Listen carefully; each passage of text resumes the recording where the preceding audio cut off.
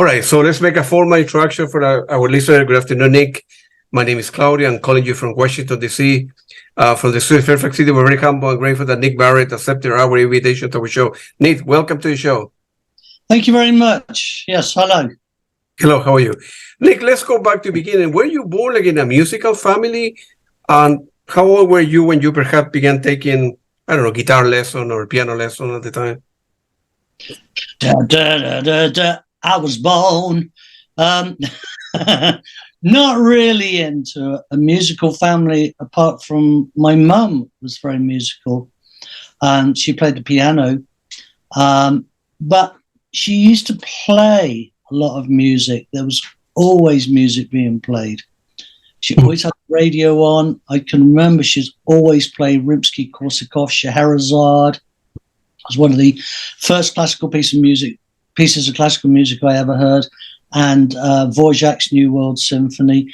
But she used to play a lot of, the radio was always on, so I was always hearing the Beatles, the Tremolos, the Rolling Stones, all those kind of bands. And I think that is what probably really got me into music.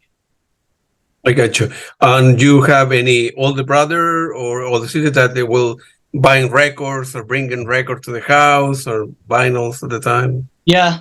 I mean, it was my, I think, this is quite a standard thing. People seem to have an older sibling that, brings records to the house. And I think it was my oldest sister got into pop music. So she would bring Slade albums along home.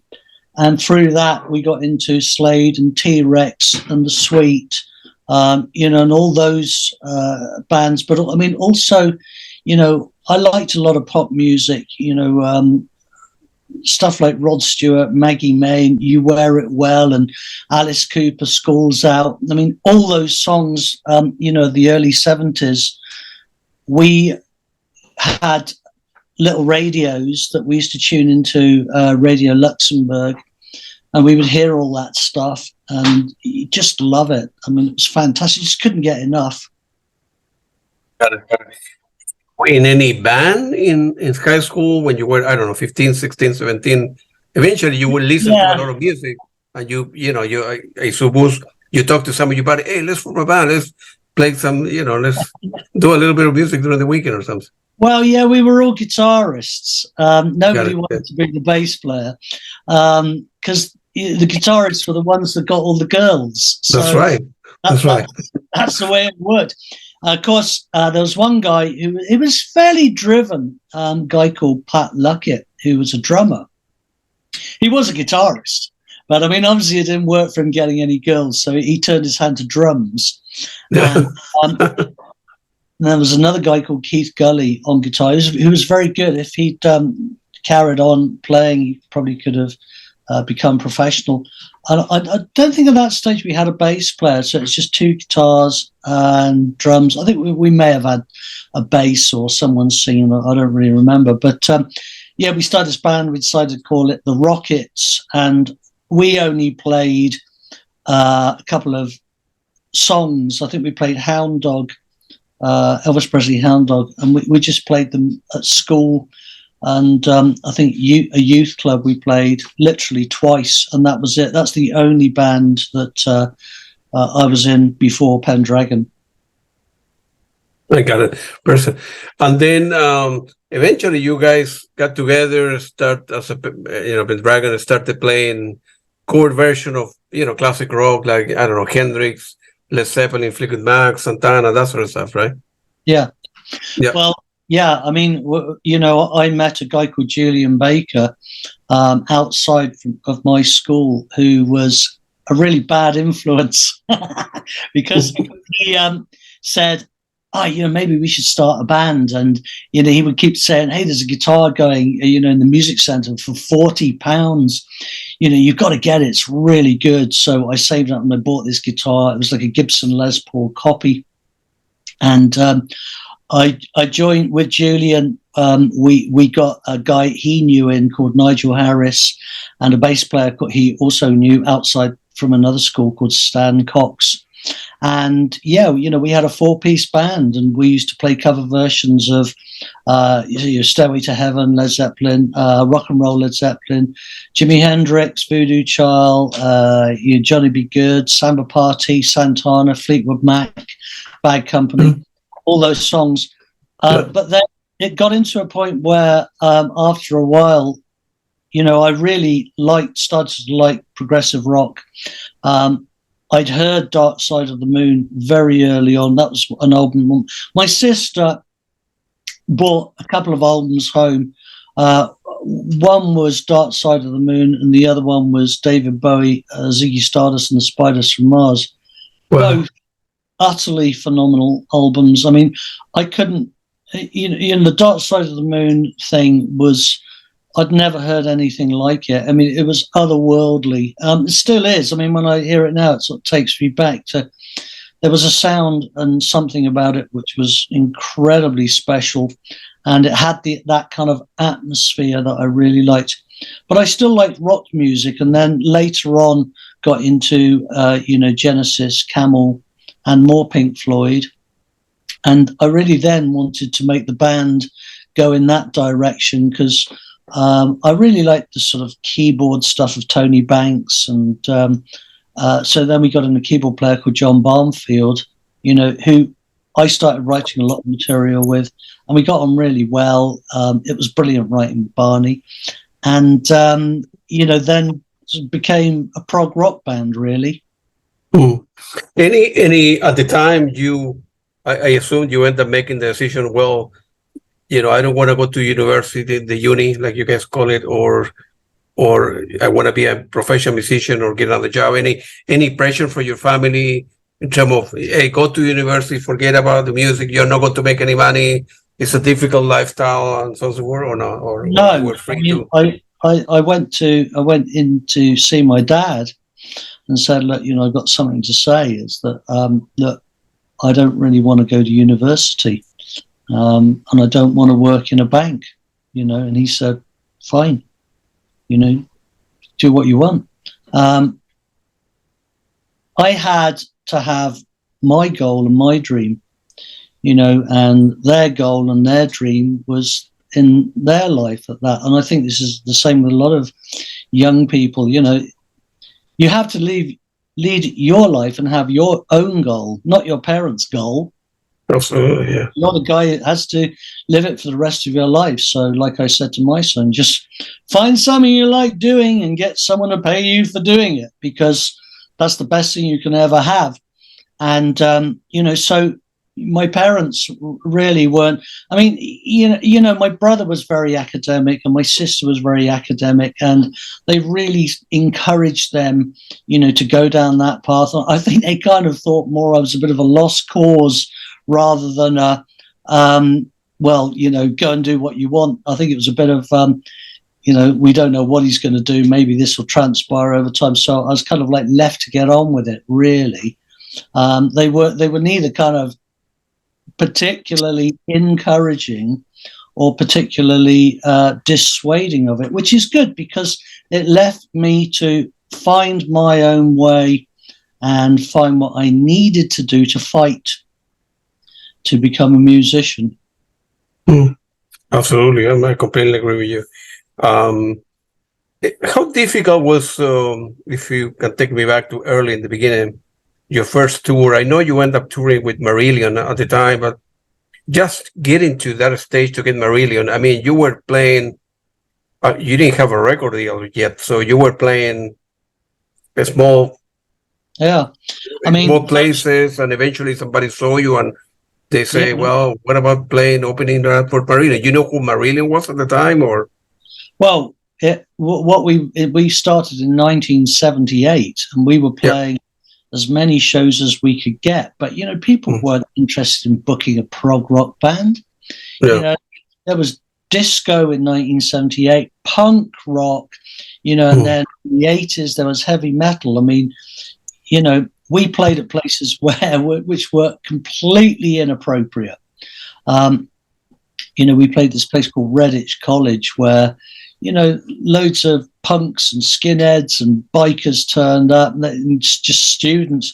and they didn't really like it. There was about 20 looking hippie type kids down the front who liked it, but everyone else hated it. And we played a lot of shows outside where we lived that were terrible. But we played shows because of my brother, got a lot of people along to our shows where we played locally. A place called the New Lodge in Minchinhampton, and the Marshall Rooms in Stroud, where we started, was very, very good. We had fantastic shows there. But as soon as we went out of the area, we didn't get on very well.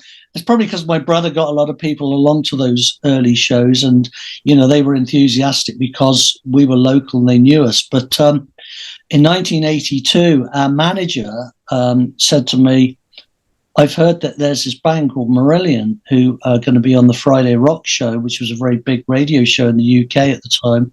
A guy called Tommy Vance from BBC Radio had this show on a Friday night and used to play all this rock music.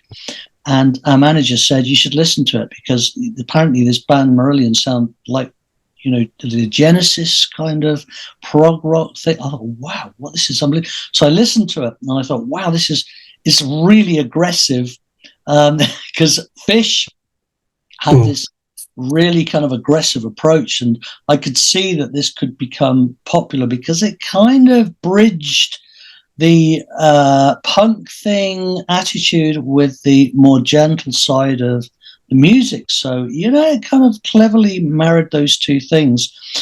Anyway, a few months later, our manager was a promoter as well, and he put on a gig with us supporting Marillion at a place called Gloucester Leisure Centre.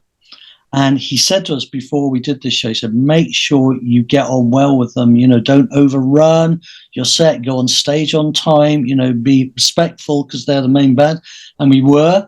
And as a result, we got on with them really, really well, particularly Mick Pointer, who's still a great friend of mine. And we did that show with him. And he said, "Do you want to come and do a show with us in London at the Marquee Club?" Which was an incredibly famous club. And we thought, we'll never hear from them again. They're just saying that. Well, 3 weeks later, the phone rang, and it was their manager, John Arneson. He said, the guys have asked me if you want to come and play the Marquee, in 2 weeks' time. And which was terrifying, but absolutely life-changing. And from then on, we were able to then start to make an impact on the touring scene. Yeah, Marquee. I think Marquee doesn't exist anymore, but it is a very famous club, right? Many bands were aiming to play the Marquee Club, right? Because everyone, you could play anywhere and it was sort of okay. You play at the Marquee, it was unbelievable. It was absolutely incredible. And of course, bands like The Who and Jimi Hendrix and Eric Clapton, and they all played there. At the beginning, Really how many people were attending the show? Like 500,000 people? Yeah. I mean, 500 in the Marquee was absolutely jammed in like sardines. And the thing about it is, because it was painted black and there were no windows, everybody would focus directly on the stage, and the venue was sort of long, not deep. So everyone was sort of fairly close to the stage, and the ceiling was low, so the lights were close to the band, and the heat was tremendous. And because of that, the atmosphere would just be phenomenal. Got it. So, go ahead. I'm sorry. Yeah. Well, when we supported Marillion, there's a kind of a door at the back which opens, and then you have to go out, and the heat hits you like stepping off a plane into the desert. It's incredible. Then go on and play. And I looked out the audience. I thought, oh my goodness, we're going to die. These people don't know us. We were very used to having quite a negative response from a crowd, but they just absolutely loved it, and we couldn't believe it. And then Marillion came on, and it was just like another level. I mean, I've never seen, the whole audience were jumping up and down right from wall to wall. I've never seen anything like it. Fish, had this grease paint on. It's 6'6", Scottish. The impact was unbelievable. I've never seen anything like it. Yeah. Wow, man. Good for you, man. So the show ended. You guys went home and said, man, what do we do from here? Because you were playing, small places, college stadiums, college venues, and then all of a sudden the Marquee Club, and you were no record deal yet. People got to know you a little bit and the band, and what was kind of the motivation, the strategy to take that to the next level for Pendragon point of view? Well, the thing is that, from 1978 to 1982, we played, it was clubs as well, these clubs and pubs and, really not very good gigs. But when we met Marillion, who was starting to pick up some interest from the press, so magazines like Kerrang and Sounds were starting to write about them, but then they started to write about us. And we went back to the Marquee and played again with Marillion. And then as a result of that, we managed to get one or two other shows at places like, there were rock clubs dotted around, I think, in Guildford, Angie's in Wokingham, those sorts of places, the Penny Farthing in Oxford, loads and loads of small rock gigs. And then it just sort of escalated from there. We were able then, because people could read about us. So, we did a couple of tours of Scotland and, people even as far away as Dingwall, which is right at the top of Scotland, or as far south as, Southampton, a few people would have heard of us. And because they liked the old Genesis and Camel and Pink Floyd, so they read about us in the press and they come along. So it wasn't a massive crowd, but that's how we built a following, just doing hundreds and hundreds and hundreds of these gigs. Yeah, were you guys making enough money, kind of survive, or you were still living at home, or you? No, it financially it was shocking.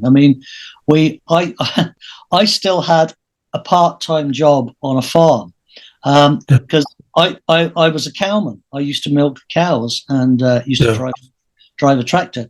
But we used to do things like we play in Leeds, and we had this van which had some seats in the back. It was like an old laundry wagon, a real crummy old van. Really not great. But Barney, our keyboard player, put some seats in the back so we could just about fit in with our road crew. We would drive to Leeds and do a gig and then drive home. And I'd just go straight into the farm to milk the cows, without going to bed, without going to sleep. That happened many, many, many times. And, we had no money. And then, our manager would say, we've got to go and do these gigs in Wales.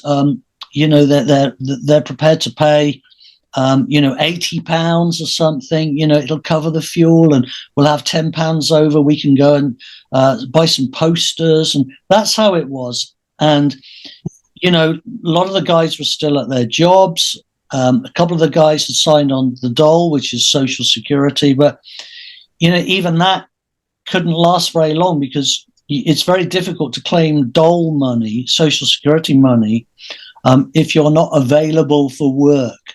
So you can't really go off on tour. And in the end, we had the fraud squad came around there because somebody thought, hey, these guys, they must be earning loads of money going off doing all this touring, and they're claiming Social Security dole money as well, which is a very small amount, like £20 a week. But fraud squad guy came down. He said he looked at all our our manager had some sort of accounts and stuff.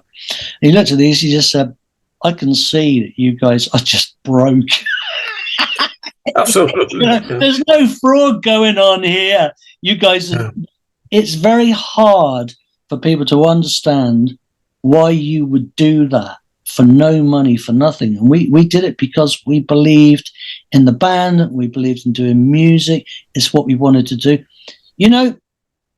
From the time I left from the time Pendragon started until I could actually pay myself a small amount of money was 12 years. That's how long the apprenticeship was. Wow, 12 years. It would have been very easy for you guys to, give up and say, no, forget about this, man. I met this girl, I want to marry, I need to get a job, buy a house or whatever, but you guys, stick to it. Some people, came and gone, different drummers, different, people coming and going the band, but you guys were persistent, consistent, and little by little start, aiming. We wanted to. The thing is, me and Clive used to go for a cup of tea down at this cafe. We make one cup of tea last all afternoon. And we used to say, look, we were angry. We used to say, oh, yeah, I'm really, we can't carry on like this. This is ridiculous. We've got massive debts. No record company is signing us. We've got no manager because our manager left as well. And we had, it was really difficult. And we used to say, all right, so, what else can we do? And we sort of say, well, maybe we could try and get some jobs in construction. Everyone needs houses. And Clive would say to me, well, what about some like bricklaying or something? That's a skill. We could maybe do that. So yeah, maybe do some bricks. I said, how difficult can it be? He said, I don't know. It's going to be pretty much like just doing Lego, surely. Those little bricks. I don't know if you have them in America. They're like the Lego, yeah, the little kids playing. Toy plastic bricks. Yeah. And then we just start laughing, and then we'd be back on the horse, and I was very lucky to have a tremendous amount of support from Clive and Peter, because without them it would have been hard. Clive's girlfriend let me rent a room at their house, so I was nearer London, so I was able to go and visit record companies. And it was a very difficult time because I then had to go and do a bread round, at like 3:00 in the morning, and go off in a car which had a blown head gasket, and it was a very hard time. We owed a lot of money, and our fan base was starting to die off because, the prog rock, people called it a revival, and it was, I suppose. Some people said it's not a prog rock revival, but it was a really interesting progressive rock. And, you could see that if you were not going to start to be able to climb the ladder to get a bit more popular, you were going to fall by the wayside. And we were on the verge of falling by the wayside. And we very nearly, and we just didn't know what to do. Other bands like Palace and IQ and 12th Night, they had all got record deals. So they had managed to get, recording contract. Well, we were still, nowhere at all, apart from there was a guy we had earlier put out some albums through. I mean, when we first met really, and let's just be clear that their manager started a record label, and through him, we managed to release Fly High, Fall Far and The Jewel, which, there was no money in it, but it gave us an opportunity to make a record to sell to people who were interested. And it's a good job that John Arneson did that, because otherwise we would never have had something, released to give to the fans. So it was after that, things started to die off, and we thought, well, maybe this is the end, until we were going to record companies trying to get a deal. And there was a guy called David Munns from EMI who said, all right, what I'm going to do is I'll put you in the studio to go in to do a demo of a whole album, and then we'll come out and see if we like it. So we did. Everyone was going, wow, a whole album. No record company ever pays for a demo of a whole album. They're definitely interested if they do that.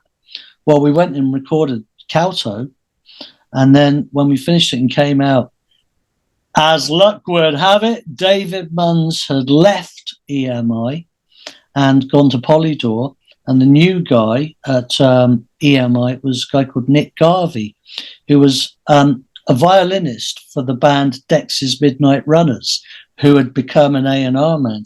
So we took our tape into him and said, look, David Munns has got us to do this tape. And, we've had a sort of a connection with EMI for some time because we distributed with you. And he just listened to it and just went, nah, it's not my cup of tea. So that was another opportunity blown and a big kick in the teeth for us. And we were just absolutely desperate. But in the end, we were forced into, because there was nothing else to do. David Munn said, if we turn this tape down, which they did, you can keep the tape. And that then I took to a distribution company called Pinnacle. We'd had years and years and years of record companies saying, no, we don't want to sign you. No, you haven't got a front man that dresses up in a dress and a fox's head. You haven't got any hit singles. We're not interested, not interested, not interested. So we were so used to being rejected that we went to this distributor. It's a different kind of thing.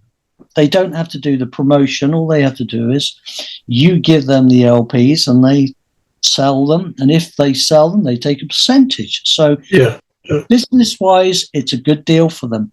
And I went to a girl called Maria Andre at Pinnacle. I said, look, we got this tape. We're thinking about putting out as an LP. Would you be interested? She said, well, have you got any proof of, any previous record sales? I said, yeah, we've had this LP out with John Arneson, Elusive Records, called The Jewel. And, here's one record statement for, the first 6 months of some sales that this was like, 5 years previously. We have this statement here for 10,000 albums. 10,000 albums? Yeah, we'll sign you. Yeah. And all of a sudden, it was a game changer, because we were then a bigger fish in a medium-sized sea, and we did extremely well with Pinnacle, and that was the way. We had our own record label, and from then on, we never looked back. Yeah. Was it at the time you guys play at the Reading Festival? I think there were a lot of people there, like 20 or 30,000 folks attended at the time. 30,000 people were at Reading Festival. Wow. 1983, we played there, which was terrifying because I went to Reading Festival as a fan in 1976 to see Camel and Rory Gallagher. And there was a band called the Sadista Sisters, and they were like second band on or something. And very inappropriate for that kind of audience, very, soul pop music, really. And they just got bottles hurled at them. And I can remember that, and I thought, oh my goodness, if we don't go down well at Reading, we're going to get absolutely pelted. And so I was terrified. We all were terrified. But then when it came to it, nothing was thrown, and we had an amazing show. It was such a relief to come off that stage thinking, we've done it. We're okay. And then the producer of the Friday Rock Show, a guy called Tony Wilson, came backstage and asked us if we wanted to play on a session on the Friday Rock Show. And these things really helped us to, build a following. And so it was really exciting in the early 80s. But as I said, it was in the later 80s where things started to die off, that we couldn't get a record deal. We couldn't take things to the next level. And that was the difficult thing. And starting our own record label was like being given a new lease of life. And I suppose that I imagine at the time, you guys, I don't know, ordered big quantities, 10,000 CDs, 10,000 vinyl or whatever, and you need to keep that kind of in the storage room. At the time where people were going to festival and buying, like we do nowadays, by selling T-shirts and selling CDs and albums, take a picture with the band, that kind of stuff, they were popular at the time, or? Well, it was, all we had in Reading was tapes. We were doing tapes, and Yeah. Merchandise wasn't quite so big then. I think we had a Reading T-shirt made and some tapes, and we might have sold a couple of £100 worth or something, but it wasn't the business that it is now. I mean, now, you know, one of our main selling areas is the merchandise. Merchandise, yeah. That's how many bands survive, which is why over the last 3 years during COVID, it's been phenomenally difficult, because without being able to play live, you don't have the merchandise table to sell stuff. So it's very hard. Yeah, now the business models have changed, right? So if a band, whatever, say, well, going to cost us, I don't know, £50,000 to record a new record and put it out there or whatever. You know, how many shows we need to do in order to record and best return of merchandise, because the money, you know, fewer and fewer people are buying. It's not my case, but they're buying CDs and vinyl, and you end up selling T-shirts, you know, and meet and greets, or you know, whatever. That's what you want to recover, that investment that you put into in creating a new album stuff, which is very difficult to get. And also after the first album, and the Jewel in '85, then what's happening between '85 and '88 or '91 when you did Kowtow and then The World? What's well, all those things I just said about you know, starting our own record label and being in the musical wilderness for between sort of '86 and, I mean, our keyboard player Rick Carter left, and Nigel had already left, and Matt Anderson, who stood in for one tour, he left, and then we got Fudge and another session keyboard player for one tour. But then Clive came along, and you know,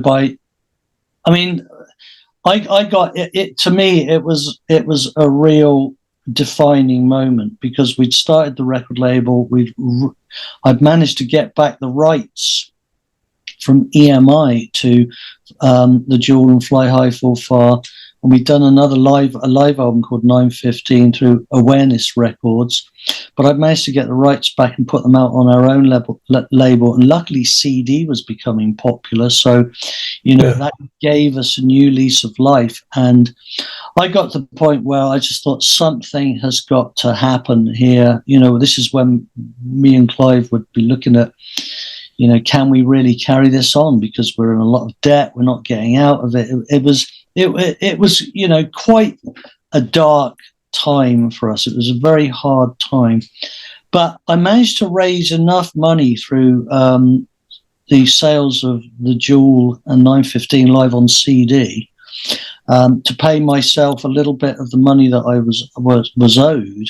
And I used that to go to America. And I stayed at a guy called Ken Welchoff's house in Hayward, California, with his family. And it was just incredible, because him and a guy called Dan Clark and another guy called John Bonacera, we were hanging around a lot together.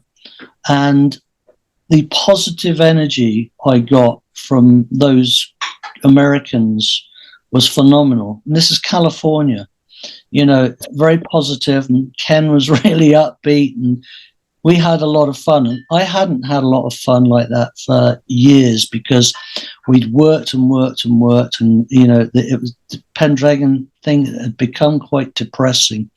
And suddenly you got California, you know, with sunshine, pretty girls, and beaches, and you know, wine coolers. I can remember these wine coolers. I just really, these great things, burritos, you know. It was, and I'd previously got to know when he was still in the UK, Andy Latimer from Camel, and it was his wife, Susan Hoover, had actually said to me when we were in the UK, you know, when I was complaining about the troubles we had, she said, you should start your own record label. And then by the time I went to America, we had started our own label. And so I met up with Andy and Susan Hoover again, and we talked about, because then Camel started Camel Productions, and so that's how that got started. And my trip to America was incredibly positive. So when I came back, everything changed. You know, I was enthusiastic again. I'd had quite a bit of material already written. Then the song "The Voyager," you know, it was already, I had the beginnings of it, but that started to really take shape. And, you know, the enthusiasm from America really spilt out into the World album. And then everything changed, because from that album onwards, we really found where we needed to go. You know, we found a guy who we really liked the artwork for the cover. Mm-hmm. We were doing the kind of music we loved doing. We had the lineup was good, and we started to get more and more popular. And the rest of it, you know, was a dream. Got it. Got it. And then, in general term, what do you think that was the reason that early in the beginning, you know, in the 80s, I suppose there were many new formation of Pendragon, right? One person will leave, another person will leave. The guy say, "No, this is not going anywhere. I need to get a job. I want to get married. I don't like the lifestyles." It was difficult, but at the same time, it's not that easy, I suppose, to find, you know, a new drummer, a new guitarist, you know, a new person who play the keyboard to like your music, want to contribute to the band and be, you know, play in unison. It's not that easy, right? To find new members, you know. So we like your tactic, you know. Incredibly hard, you know, because for the three reasons you said. You know, I found a girl, I want to get married, I want a proper job. You know, this isn't getting anywhere. People will leave. You know, they haven't got the drive and the vision to see it through, and you know. It's understandable. It's a damned hard life. There's no money. You know, like I said, 12 years it took me before I could pay myself something. Wow. And I just did crummy jobs, you know, pumping gas, delivering bread, driving a van, you know, working in, you know, warehouses and things like that. And, you know, just to keep it going. So we really wanted to do music. And so that was the focus. We had to do this. But then, of course, you know, to get new people to join, they would see that we've been written about in the music press. So they thought, hey, you know, this band is sort of like quite well known. So initially they thought, wow, you know, this might be a good chance. So it was possible, like with Fudge and Clive, you know, that was the best deal that they had at that time. No one else was playing at the Marquee.